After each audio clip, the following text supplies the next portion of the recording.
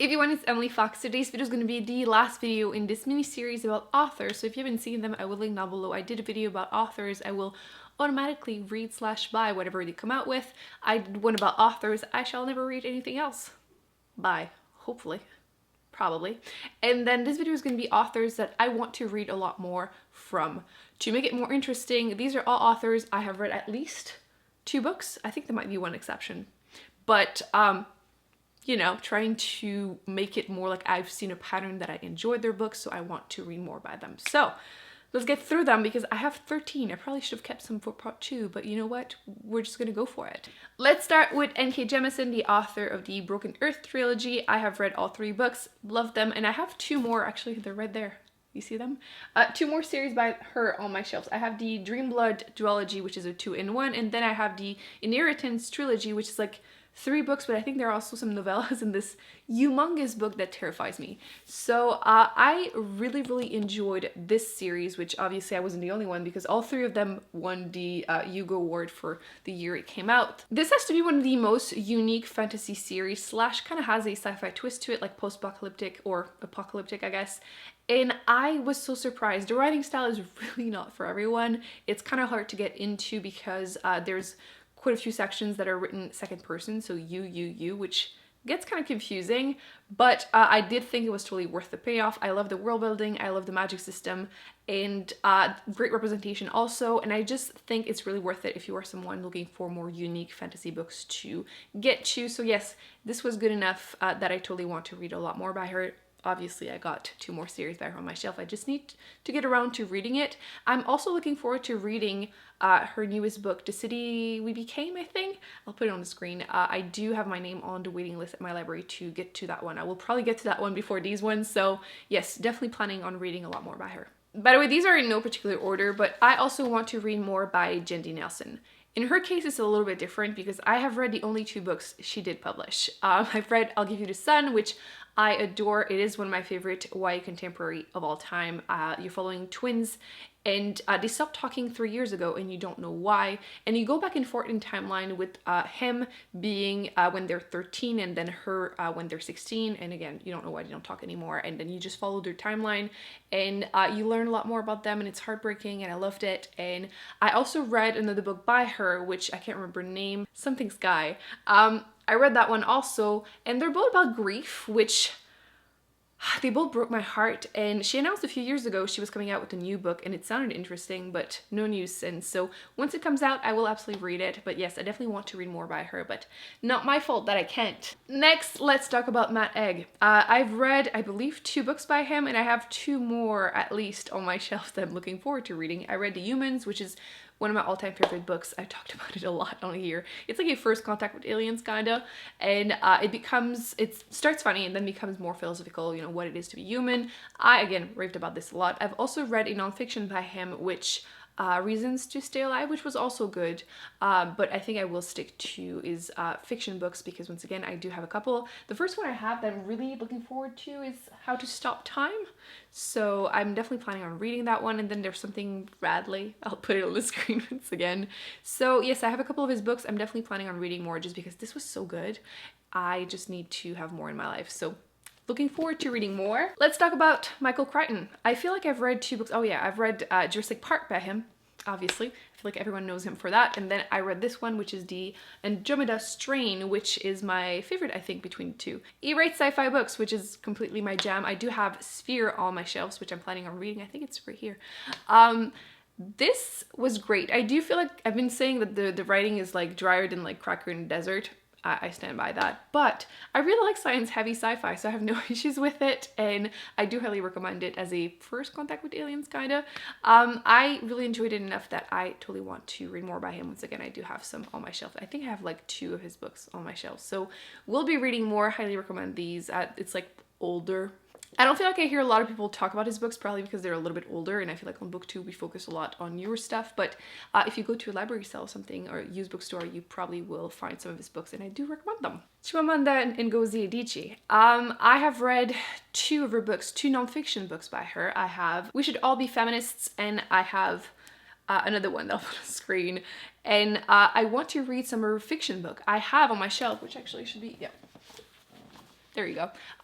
The Thing Around Your Neck, which I absolutely want to read. So I have explored her nonfiction. Now I'm in love with her. I need to read some of her fiction books. So I will be reading more by her. She tends to write, or talk about either interview, TED Talks about feminism, which is obviously a topic that I'm interested in. So I need to read her fiction books because I really, really enjoyed what I've heard from her so far. This one is a little different. I really want to read more by Ursula Kaylagwynne. She's well known for writing sci-fi. I did attempt this YA fantasy series by her. I really didn't care for it. I don't know if it's because it's YA or it's just very character driven / it tends to like skip ahead all the portions I would be interested in, like learning magic. Like that sounds right up my alley, but but I really, really, really like this one. This is The Laugh of Evan, and it's this, I was going to say this dude, that's very Canadian of me.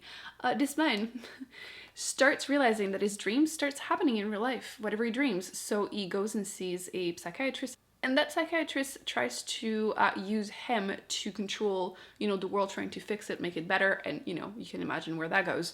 So I do highly recommend it. It's pretty short, it's like 100 something pages, but her writing is kind of hard for me to read because obviously English is my second language, but it was really, really fantastic, and I'm looking forward to reading 2 of her other books, very much so, because I've heard so many great things. I'm just super intimidated because they are pretty difficult to go through, but I know they will be very rewarding, so definitely looking forward to reading more by her too. This one I'm a little, but I still want to give it a shot, so I'm including it in here because it's true. I cannot pronounce it to save my life, so I will not butcher it. But the author of The Three-Body Problem.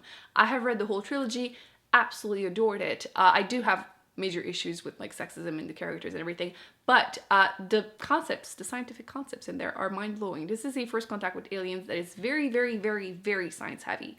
I have 2 of his other books on my shelves now. I got them when my last hauls. I have Ball Lightning and The Redemption of Time, which is part, I think it's a novella after the trilogy, so it's definitely going to be one of the next reads. I get 2 hopefully. So I want to read more by him, just, you know, to test if it's gonna work for me or not, or if this was just a one-off. So I'm a little nervous, but definitely will be reading more by him just because this was so good. So I said there was one exception. I think this is the exception, that I may have only read 1 book by this author, but I'm really looking forward to reading is nonfiction. This is a fiction book by him, and it is Contact by Carl Sagan.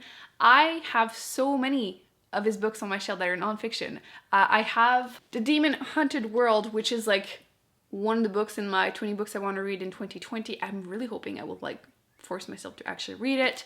I did watch a TV show, Cosmos, which I don't think it counts as reading the book that I also have on my shelf, but you know. So yes, I definitely want to read more by him, especially is nonfiction, because I did enjoy the concept in here. I also felt like this one was quite dry to read, but it is kind of to be expected if the author writes usually nonfiction, like science nonfiction. So I did watch the movie also, by the way, and like, why do they always have to add a romance? But yes, this was really good. I do want to read more by him. And then I have 3 nonfiction authors. Nope, I take that back. I have 1 more first. Sorry. I also have Ted Chiang, which is the author of 2 short story collections. That's the word I was looking for. The first one is Stories of Your Life and Others, which is the short story that became the movie The Arrival, which is a fantastic first contact with aliens. I highly recommend the movie and the short story. All of these are so weird, but so good and so interesting. I enjoyed it so much I ended up listening to the second one he came out with, which I'll put on screen. I can't remember the name. It was also so weird and unique and good, and I will continue to read whatever it comes out with because I'm very curious if it's going to be, you know, am I still going to enjoy it? I feel like in between the 2, I would recommend this one more. I don't know why. I feel like they stuck with me more, but still very interesting concept. I feel like the second one kind of reminds me a little bit like if you enjoy Black Mirror, you know, like possible futures linked with technology. I think you would enjoy that one too. But yes, I did very much enjoy what I've read and I need to read more. Okay, so I have 3 nonfiction authors because why not? I feel like they deserve more love on Booktube.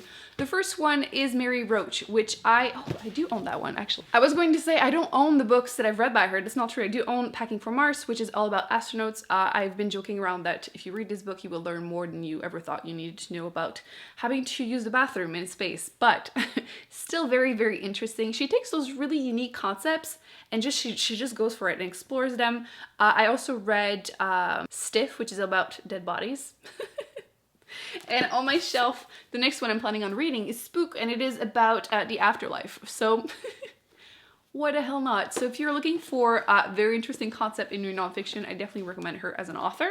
Another one you might be intrigued by is Jon Ronson. He also takes those really unique concepts, including the one in So You've Been Publicly Shamed, which is about people that tweeted something stupid and then their whole life was changed forever. And he explores how people reacted to them, depending on if they were defensive, apologetic, and if they were men or women.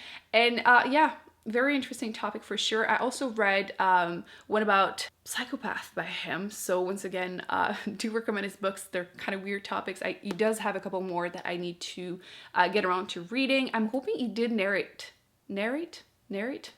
the audiobooks because I just love his voice. He's kind of awkward, but like in a good way. So if you get a chance to listen to them, I also recommend them as audiobooks. So yes, need more by him. Last but not least, I really want to read more by Bill Bryson, the author of A Short History of Nearly Everything. I feel like everyone knows him for that, but personally, I really love The Body. Came out with that one, was it this year or last year? Last year.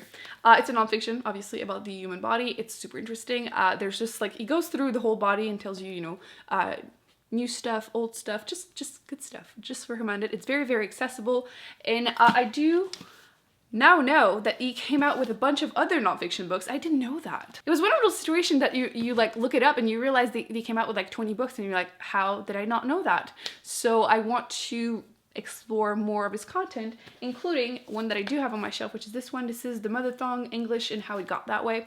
Basically about English, but he has a lot of other nonfiction books, so I will get around to reading a couple more by him and see what I like and if I want to read all of them. So I forgot one more fiction author, Robin Hobb. I am technically reading currently the third book in the Farseer trilogy. I'm gonna be honest, so far I kind of am a little so-so, but she has like 12, 16 books in this series, and everyone is telling me that the first one is and to just push through, and like the next one, is it the Life Trade? It's about boats, whatever, pirates, maybe. I don't know. And everyone is telling me that it's one of their favorite fantasy series of all time, so I will want to read more by her. I'm not hating this series, by the way. I'm giving it all about like 3, 3.5, so I'm enjoying it fine. It's just very character driven, and I'm like a little on the fence. It's very classic fantasy. But yes, the magic system is really interesting, so I'm intrigued to see how it goes because the character is like very young in the beginning and then he grows older as the whole, you know, I don't know, as the books continue to be written. So these are the 13 authors I want to read more books by that I've at least read 2 books from. That's a very long title. I hope you enjoyed this video. Please let me know in the comment section if you have opinions on these authors, or if you have any other ones that you personally want to read more. Just explore, see what you might enjoy by them after reading 2 or more books by them. Don't forget to give this one thumbs up, subscribe. I will be putting the other videos in this series on the screen. I recommend you check those out, and I shall see you in my next video very soon. Bye.